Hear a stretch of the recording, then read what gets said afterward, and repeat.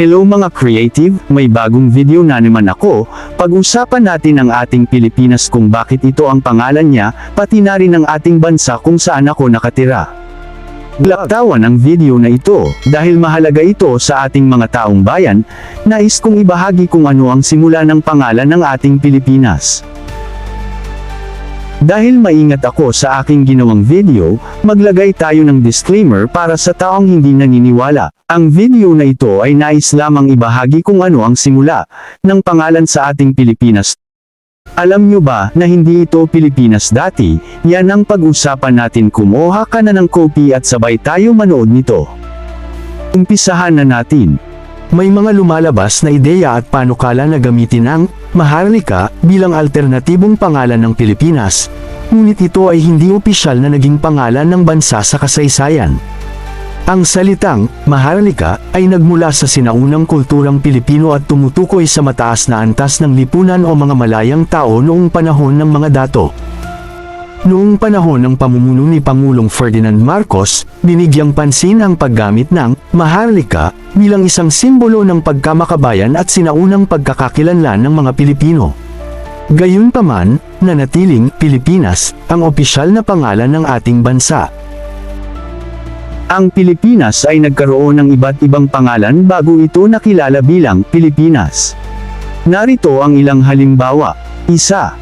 Las Islas Filipinas. Pinangalanan ng explorer na si Ruy Lopez de Villalobos ang mga isla bilang Las Islas Filipinas noong 1543 bilang parangal kay Haring Felipe II ng Espanya.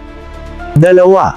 Las Islas de San Lauro. Isa sa mga unang pangalan na ibinigay ni Ferdinand Magellan noong dumating siya sa mga isla noong 1521. Tatlo. Archipelago de Magallanes. Sa ibang pagkakataon, tinawag din ang mga isla batay sa pangalan ni Magellan, ngunit hindi ito naging opisyal. Ngayon punta naman tayo sa Bogo kung saan ako lumaki. Ang Bogo City, na matatagpuan sa Cebu, ay may makulay na kasaysayan.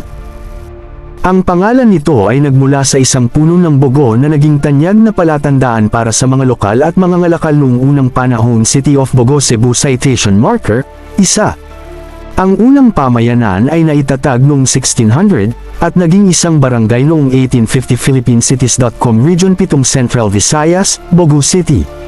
2. Sa parehong taon, itinala Jaime Maikalot bilang una niyang pari ng parokya, at si Saint Vincent Ferrer ang naging patron saint ng lugar. PhilippineCities.com Region 7 Central Visayas, Bogo City. 2. Ang Bogo ay naging lungsod noong Hunyo 16, 2007, matapos ang ratifikasyon ng Republic Act Bogo Cebu. May iba ka pa bang gustong malaman tungkol sa Bogo City? Nandito lang ako handang tumulong sa inyo at huwag kalimutan mag-follow sa akin para palagi kayong updated sa mga bago kong video. Maraming salamat.